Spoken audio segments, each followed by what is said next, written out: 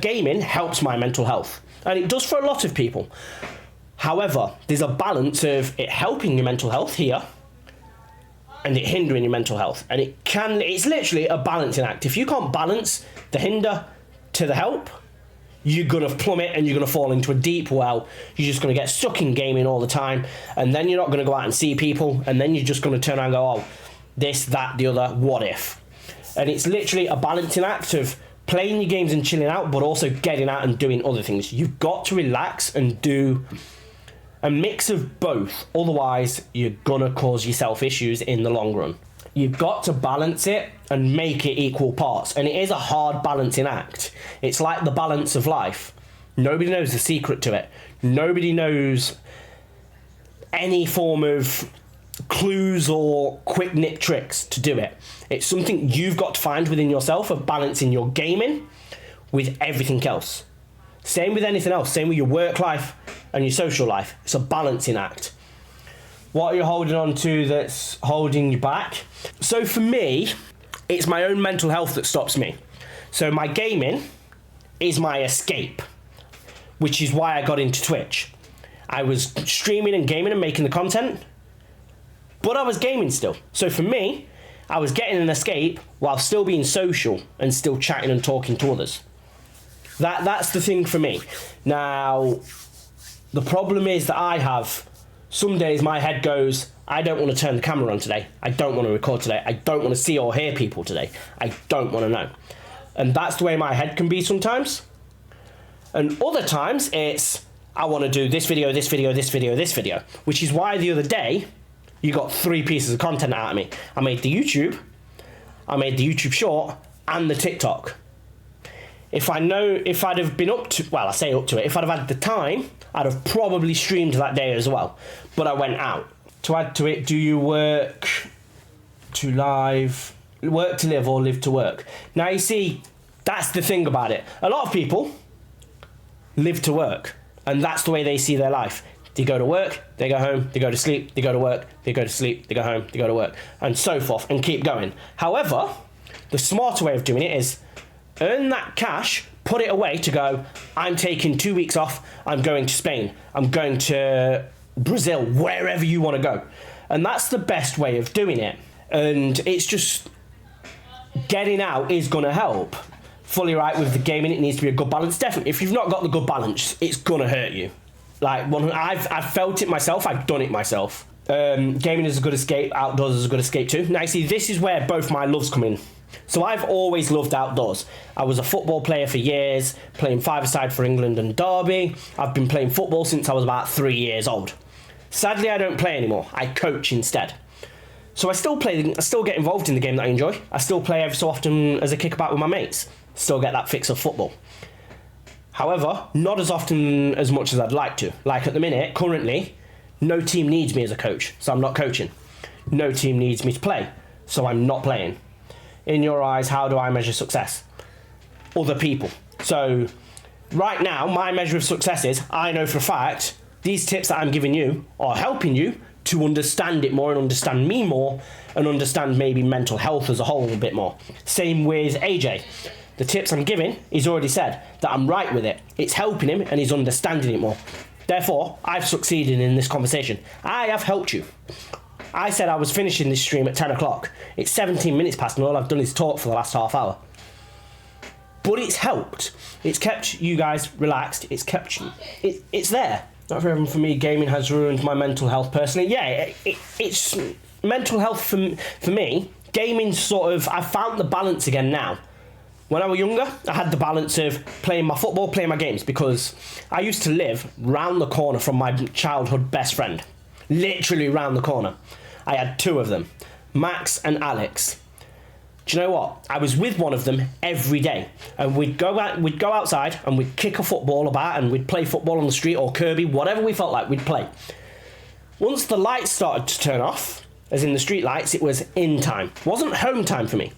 Because of my friends lived so close, it was in time. So I'd either go to my house and we'd play video games for half an hour, and then we'd go and have tea. Either my house, their house, wherever we were, we'd have tea. We'd then go back outside, back up to our games, and we'd play a bit. So let's say Monday we've finished school, we get home for 3:30 after finishing at 3 o'clock. 4 o'clock we're outside playing. 6 o'clock it's inside time because the lights are starting to turn on. We'll go and play Honours game for an hour. Back then it was Star Wars, Lego Star Wars and stuff like that. Or FIFA. We'd just play those games.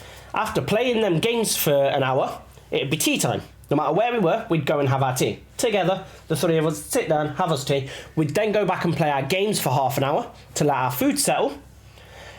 And then the two people that don't live at the current house would walk home. Literally 2 minutes. We'd walk home and it'd take us 2 minutes. We'd get home. We'd jump onto our messaging apps of the time. Couldn't remember which ones it were, but we'd jump onto one of them, whichever one we was using at the time. And we'd just go home. They'd tell that person's parent of where we've come. We are at home. Done. Start it again the next day. So I've gamed and I've played outside in the same day. I haven't done that in years. Until now, where I've got my motorbike. Today, I've been up to Smithy's and I've chilled at his for a few hours. I've then come home, we've chilled and played on his game for a few hours. What are you doing to bring joy to yourself, helping the community? So, joy to myself, it's just my previous job. I was a youth worker, pretty much. I was a youth engagement officer at the sports centre. I was giving them youths somewhere active to be, that's safe off the streets, that's keeping them out of trouble. Done. That's my job done. That was my job in a nutshell. Keeping them off the streets, keeping them safe, giving them something to do. Done. I was also, because where I worked knew about my mental health qualifications, I was the go-to officer of this person's struggling, can you have a chat? So I'd have a chat with them. It was so rewarding for me personally because I was giving them somewhere to be, but also a safe place to chat, whether that be about their mental health, no matter what it was. One of the guys that I was helping at the previous job, I've known for a fair, I'd probably say 7, 8 years, coming on to 10 years, because I taught him at school, at primary school. He's now left school, but I was teaching him at primary school. That person that I was helping wasn't on any form of support. He should have been. He had ADHD and autism, but the school hadn't picked up on it. So I turned around and I said to him, I'm going to help you here. I knew his mum personally, so I knew I could do it. After school, I arranged a meeting with his mum and his teacher, and I said, look, he needs this. Mum agreed because mum knows that I know this child quite well. Teacher turned around and said, we'll see what we can do. It took me 3 years to get this person on a support group at school, on a record at school, so that they knew how we were doing, and also to get the help with the doctor. Once he got the help, within 2 months he'd been diagnosed with autism and ADHD. I did that with 5 different students of mine. I grew up with no friends IRL, so the only thing we've done for the past 6, 7 years is game in school, so as you can probably imagine, it was hard at times. I was the same. So in school, personally, I was bullied quite a bit from a very early age in primary school. I only had a small knit group of friends. And simply to help that group of friends, I didn't speak to them at school. Because if I had done, the way my mindset's always been, they'd have been bullied as well. And I knew that. So inside school, they was in a different class to me anyway. We were friends because we lived around the corner from each other. So I left them alone at school. But at home, best friends, you couldn't separate us. Simple as that. But I got called every name under the sun, including a couple of racist names, as well as physical bullying and stuff like that. I used to come home with broken fucking fingers and all sorts. Scholarship to perform at a high school level, how important is mental strength? So within high school, secondary school, whatever you want to say, mental health and mental strength more than anything is a decently sized battle for yourself, especially as you spread on and get further up, because you've then got to pick your options, what you want to do for your GCSEs, then you've got to pass the GCSEs. You know that all this work, or you think all this work that you're putting in is going to go and get you a job straight away. It's going to get you this, it's going to get you that, which isn't always the case. But in people's heads, especially in like America and stuff like that, it's, I need to get this grade, this grade, this grade, and this grade to be able to get in this college, this university. I need this to get this job, and so forth. And it really, really, really doesn't help, because that student then's feeling down in the dumps. That's where the anxiety and the depression's coming in, because they're trying to push themselves too far, but they're also getting pushed by others too far, and so on. And just, again, it's that balance you've got to try and find. But at that young age, you don't understand what that is. So it's hard to find. And that's why a lot of young people nowadays are struggling with it. Schools are shit to deal with autism, at least from personal experience. No, I agree with that 100%. It's not the fact that they're shit with dealing with it, it's they don't know how to handle it, and because it's still being learnt to an aspect, especially in schools, they don't know how to deal with it. They don't know how to help that person with autism or ADHD or any other form of neurodivergent mindset, and because of it, they don't know what to do. So people see that child as a misbehaved child, or a non-understanding child, or a trouble-causing child, whatever it might be. They'll label that child because of their difficulties without knowing what their difficulties are. And then by the time they get to a certain age, they'll go, especially if it's learned in primary school that they have the issues, they'll get to a certain age, and that child, because I felt like this, that person will get to a point and just go, oh, it's just me, I need to fix myself. No, you don't need to fix yourself. Fix the people that are around you. Help them understand why you are the way that you are. I'm still waiting for my diagnosis, but everybody around me knows 100% I'm not quite, I don't want to say right, but I'm not wrong. Like, I'm not your typical neuro person, so I'm not your neurotypical. I'm definitely neurodivergent, because we believe I've got autism. We believe I've got ADHD.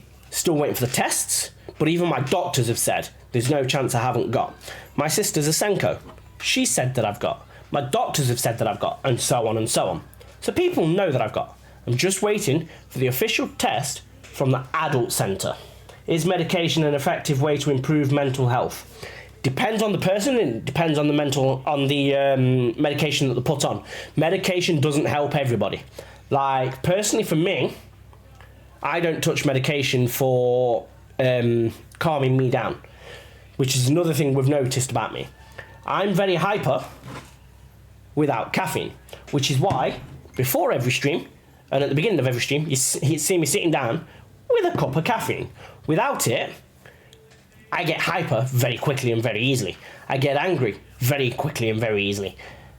And that isn't a good thing that I want, because that's when things get dangerous, because I can't control it properly. And when you can't control it properly, you don't know what's going to happen, and you don't know what's going to be going on. I had a teacher who told me my parents autism doesn't actualize. Now, see, that's what I was saying about autism and other neurodivergent things not existing. There's not enough knowledge out there for people to know that it does exist, and especially if you're put in the mindset of the old ways, like my grandparents didn't believe that it was a thing. A lot of other grandparents probably don't believe it's a thing. A lot of parents as well probably still don't realise that it's a thing. And they'll go, mental health's a myth. Because they didn't grow up with it all. It only started becoming a thing when the people that are like 35, coming up onto the 30s and younger, started to struggle with it. Anybody that's over that certain age bracket, so pre-90s, won't understand that. Pre-90s, and I'd probably say pre-85, won't know about it, won't know how to deal with certain things. And it's simply because of what came around that sort of time and what started happening in that sort of time. They didn't have to deal with what we had to deal with now. Yes, they had their challenges. Yes, they had their ways of doing things. But it was dealt with back then.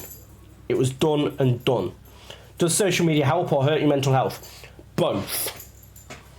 So that's a hard one to answer depending on the person. But both. Double-edged sword, social media. Yes. So it's a double-edged sword that can help and hinder your mental health. Again, it's another balancing act that you've got to do. Mental health, what do you know about it? So I am a mental health first aider. I've done most courses that you can do for mental health. I'm not a psychologist or anything like that, but I've done most of your first aid courses and little things like that. So I've done mental health awareness, mental health awareness, mental health first aid. I've also done mental health advanced and stuff like that. Hurts me especially in the past couple of weeks and months. It hits everybody differently at different times of the year. Like, I know a lot of people that struggle with it at the end of the year because of Christmas and other holidays, because of certain family members missing or certain families not around for whatever reason. Like, I've got friends that are in the army, so I don't see them all that often. Sometimes they're not around for Christmas, so it hits the family a lot more because they're not there, and you don't know if they're going to come home or not. Like, it's not guaranteed. You hope and you wish, and for the most part they do, but it's not guaranteed.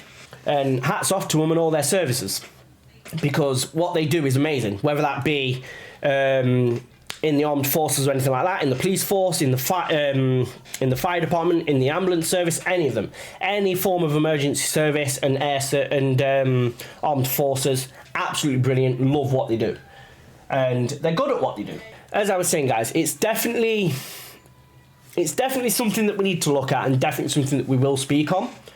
However, guys, I am absolutely shattered. I hope for you guys that have been listening, this has helped. I really, really do. We have the mental health channels on the Discord. My DMs are open pretty much 24/7. I will answer as and when I can. So I'm always around to have that chat, and I always will be. But if it's what you guys wanted and what you guys think was going to help, then that's what we'll do. It's that simple. For now, guys, remember, keep calm, team talk, and I'll see you in a bit.